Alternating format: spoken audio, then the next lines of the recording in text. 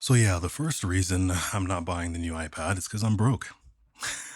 Well, I'm kidding and not kidding at the same time. I mean, I don't really think Apple is going to let me trade in my M2 iPad anymore with what I've done to it, but you've probably been wondering, why isn't Josh talking about the new M4 iPad? Where's the artist review of the new iPad, right? It's the first time since I think the 2018 iPad that I have not done a review of the latest and greatest iPad Pro. Instead, I just want to talk about why I'm not buying it. Some of the complaints I have, I mean, it's an amazing device. They released the M4 chip first in the iPad, which I think is awesome, but they also kind of did a little bit of gatekeeping with the pencil. Then I also wanted to play a little bit of the devil's advocate and talk about all the stuff I really like about Apple and some of the things that I think they're doing really well, especially for the art community, whether intentionally or not. And some of the things that I know a lot of people have been complaining about a lot of Apple products, not just the iPad for years now, that I think it's pretty silly. And I think this launch really shows how their design and business strategies, not all of them, but some of them are just perfect. And I think they should lean into that a little bit more to support people and what they create. Let's go back to that first topic I mentioned with the Apple Pencil Pro, right? This is the second generation I have here. It's got my name engraved on it, Ergo Josh. They released the Pro version, which has a really cool squeeze feature where, in addition to the double tap feature, you can squeeze it to use different shortcuts and commands, which I think is awesome. And people have been reporting that it's actually really responsive. If it doesn't have more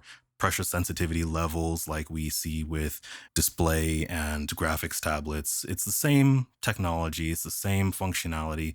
But in addition to that, it's also got Find My enabled. So if you lose it, you can actually use your iPhone or your iPad itself to find it, which I would really need because let me just tell you, that is not my first Apple Pencil. I was super disappointed to hear that it wasn't going to work on any of the older iPads at all. Only the new M4 and the new iPad Air that's M2. And I was like, well, my iPad Pro is M2. It should work with that, but it doesn't because they moved the camera over to the side with the new iPads. So instead of having your iPad in landscape when you're doing art, but then you want to do a call and it looks weird because the camera is over here, it's right here in the center like that, which is perfect. But that also meant that they had to redesign the magnets for how it connects and charges the Apple Pencil. So that makes sense. Maybe it was a lucky coincidence for them to make a little bit of extra cash. Who knows? I'm not saying that they did do that, but it's a possibility. And it does make sense that trying to sacrifice that decision, which people have wanted for a long time just to make the Apple Pencil compatible, probably wasn't the best way to go. But here's what I think. Why not redesign the Apple Pencil second generation and just make a third gen and call it the third gen? And I don't know, make it at least have Find My in it. I think that should be in all of them. I mean, right? Like they're not cheap things. This one is still selling for 129 bucks. So why not do that? Obviously they're going to want to save money, but I think they should follow what they've been doing with their iPhones. Make a device that is accessible to almost everyone, but they can also create things that are really good for professionals, right? And when you have this wide breadth of devices, you can become a monopoly based off of just sheer excellence in performance. And so I say they should take the R&D hit, redesign all of the pencils and just make them better and release them so that people can actually have the best of the best available to them when they buy into the Apple ecosystem, because that's what they want, right? Apple wants people to get into the ecosystem and have everything work together and then start to pay for the software and the products and all of that. But this just feels like a really cold business marketing decision. I mean, you could also say I'm just jealous that I can't use it with my current M2 iPad, but I don't think a lot of people are going to just dump another grand and switch out their iPads unless they are due for an upgrade, because the iPad Pro has been an extremely successful device since the very beginning. There are people who still use the 2018 model today and have no problems with it. Even if you look at most of the tech reviewers on YouTube, the number one complaint is that the software isn't there yet. It has the power. That was never the problem, but it doesn't have the accessibility with the tools that we are used to using on the more powerful platforms like your MacBook. I mean, not only does that work with Apple, you can just look at the game industry, right? The biggest console gaming platforms like PlayStation with Sony and the Xbox with Microsoft, they take a loss on the sales of the consoles because they are extremely powerful devices that they just sell for about 300 to 500 bucks. What the goal is for you to invest into that product for years on end and continue to buy into the vast library of games that each of these brands have to offer. What I love about the game console industry is that even now with the PlayStation 5, they don't release stuff every single year. They wait several years, up to 7 years, so that even the lowest income family can afford a PlayStation of maybe last gen while it's still somewhat relevant. I was one of those kids and I got a PlayStation 2 way after everyone else got it. And I still had a blast with that thing and I have extremely fond memories of it. So why not do that with the iPads? Why not do that with all of the devices that they sell and create a really in-depth platform where people can really spend time and get to know the product and evolve with it? Now, the most appealing upgrade with the M4 iPad was the mention of the new tandem OLED display. OLED technology is basically using a light behind every single pixel to light up or turn off instead of large LEDs that illuminate the display overall. With the M2 model that I have, they use this micro LED technology, and that had a lot of different LEDs behind it, but you still had dimming zones where if you were watching really high contrast media, you would notice there would be some haziness, some blooming, that's what it was called, where the light in one area would bleed over into the areas that were supposed to be dark. But with an OLED display, all of the pixels can operate independently and show different colors and turn off completely. And since they double stacked it, that means that all of the issues with using OLED technology were resolved and they could actually implement it on such a large display. Because I have an iPhone 15 right here and it has an OLED display, but is a really small display. And a lot of the issues that come up when you use OLED screens don't really apply when the screen is small. And what I've noticed with this is that even if I turn the brightness up, some of the areas on the screen stay really, really dark. And it almost feels like I need to turn the brightness up more, but I don't. And sometimes, actually more often, I end up turning the brightness all the way down because even at low brightness, it's still too bright for me in dark environments. And that would be perfect for my iPad because when I'm painting here and filming, the glare gets to be a problem. And then I have to raise the brightness up to the max, and then the screen is fully illuminated and it just uses a lot more power and gets a lot hotter.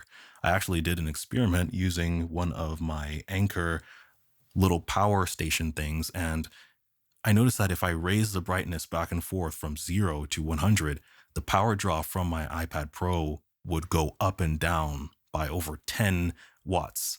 And nothing else I did on my iPad could make it jump in so much power consumption at once. More power means more heat. And that brings me to my next point about the new iPads is that even though nobody asked, they made them a lot thinner. Now, a lot of people were like, okay, well, this just makes it more likely to bend. But after some incredibly detailed and profound research that some YouTubers have made, they found that it actually is a little bit more rigid. You can check out Jerry Rig Everything's channel if you haven't seen his amazingly profound video already, where he tested the absolute limits of the new iPad. However, there is another thing that I think people aren't really talking about. When you have a thinner device that doesn't have any fans, it's much more likely to actually dissipate heat more efficiently because the thermal envelope was next to nothing. It's actually about getting that heat outside of the device as fast as you can. And so that's why I glued a piece of copper to the back of my iPad, and I have noticed significant improvements in its performance. Now, mind you, I push it to the max almost every single day, but still, I noticed a big difference. And so if it's thinner, there's a better chance that it's not going to overheat as much. And if it's using an OLED display that doesn't have to push the pixels as hard or just turn off a lot of the pixels, that saves on the power usage too, which saves on the heat generated, which makes the overall device a lot cooler. Hopefully, there's a channel out there that can actually put this to the test and see, maybe with like a thermal gun or something, if the back of the iPad on the new M4 model stays cooler for longer doing the same tasks. And my little modifications on my iPad there weren't completely based off of speculation. If you actually look at the formula for thermal conductivity and rewrite it to solve for the actual amount of heat transferred, the variable d represents the distance between the two surfaces that are exchanging heat. And if you notice it, since it's on the bottom, the smaller it is, the higher the amount of heat output will be. The bigger the distance is, the less output there's going to be.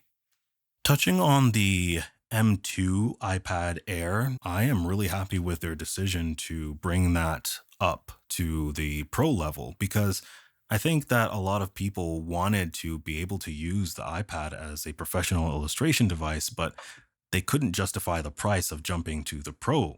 Now that you can have a full size 13-inch iPad Air, I think that's awesome. And the M2 has already been an extremely powerful chip for my usage, creating an entire Procreate course and all of my YouTube videos here where I show you the time lapses of how I create my illustrations. And I can spend well over 100 hours on these. Now, one of the biggest updates that they made with the iPad Pros is the nano-textured glass. Now, that's something that they offered on their extremely expensive 6K, what was it, the 32-inch Retina display that they released a while back. And you had to use a really special cloth to clean it. So a lot of people were speculating that it wasn't going to be a good decision. But from the reviews I've seen, especially from artists here on YouTube on the nano-texture display, it seems like it's actually providing advantages over using something like a Paperlike matte screen protector, which is what I use on my iPad. Now, personally for me, I draw all the time on my iPad, and I put this matte screen protector on last year. I don't switch them out nearly as often as some other people do, and I find it's still awesome.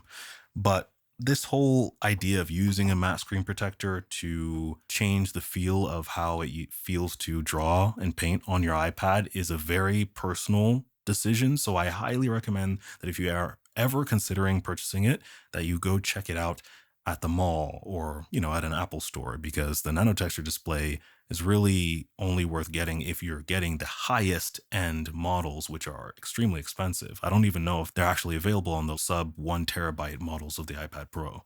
However, I will say that the number one consideration is endurance and durability.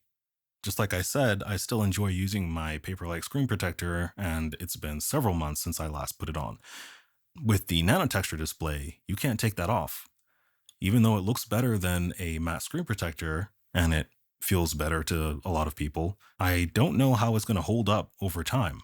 And you've also got to factor in that different people use their device in different ways with different pressures, with how they hold the pencil and different nibs.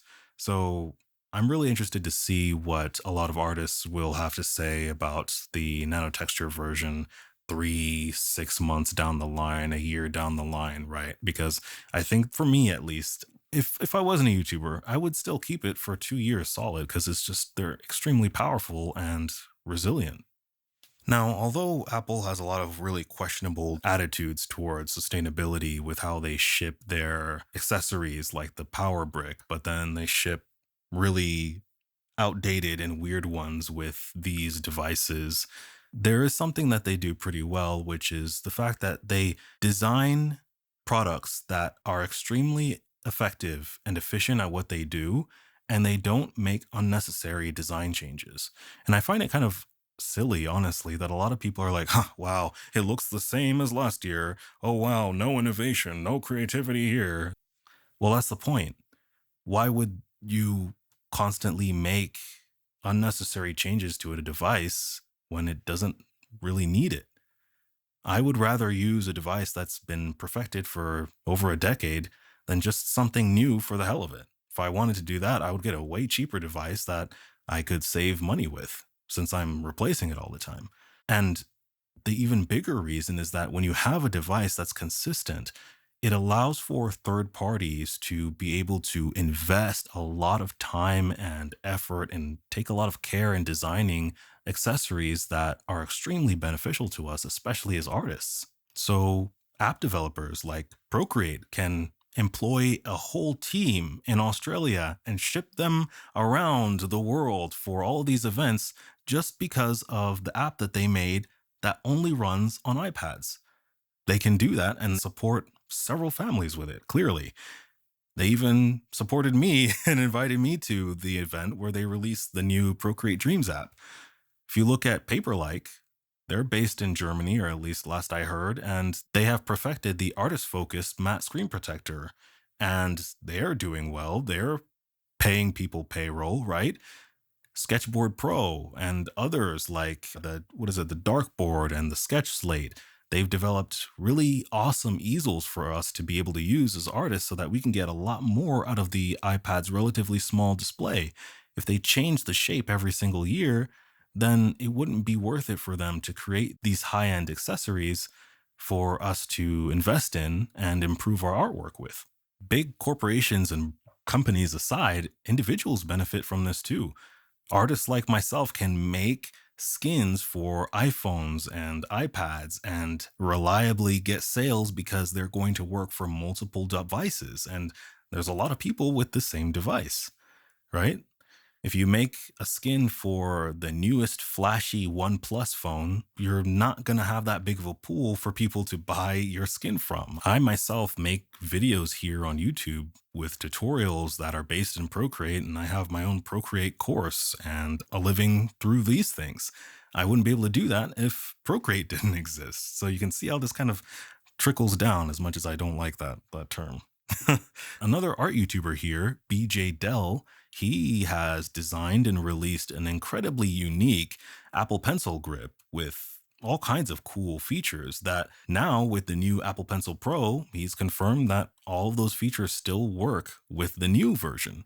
And if they just made the Apple Pencil this fancy new thing just for the hell of it, then he would have to redesign that thing and his audience wouldn't have as much reason to invest in that product. But now he can invest in that, and he's mentioned working on even more products to help artists who use the same tools that he does, which is awesome. So the next time you feel the urge to complain about something not changing, think about all of the different people that benefit from one company's product. Think about all of the different people that benefit from great, intentional, thoughtful design and all the different creations that we can make that just make the world a much more exciting and interesting place to live. And now we are at the last reason that I am not buying the new M4 iPad Pro. That is because I am saving for something quite special in the future. I can't say too much about it now, but it does cost somewhere in the ballpark of how much a new fully decked out M4 iPad Pro and pencil would be. However, saving your cash is something that I actually have a lot more to say and talk about, especially for artists and other creatives. But I'll save that for the next video. So you should subscribe if you want to hear more about that while I show you my super techno, hyper geeked out, futuristic, crazy DIY iPad setup that I've been working on for quite a while now. I'm finally ready to show you guys and talk more about what exactly I did here and how it's helped me with my work. It's super overkill, but it's fun and it's related to the topic. And I think I know it's something that I want everyone to be aware of if you do anything creative. We'll get a little bit into the politics stuff, like I mentioned in the other video, right? You should check it out here. Capitalism. I think it's an important one. But with all that being said, Thank you all so much. I've been Ergo Josh. I hope you enjoyed this video. Keep drawing and stay balanced. And I'll see you in the next one. Peace. Did you guys see I was actually in the Apple keynote for the new M4 iPads? That's actually a scan they did of my hand. I'm just kidding. No, they didn't. It's probably like a 3D render or something they filmed. But come on, it looks like my hand, right? Look at this. Let's put it side to side. That's like, come on. Oh man, as if I'm the only black iPad artist out there. But honestly, man, that was kind of nice to see. That was kind of nice. As much as I'm annoyed about the Apple Pencil stuff, that felt pretty cool to see.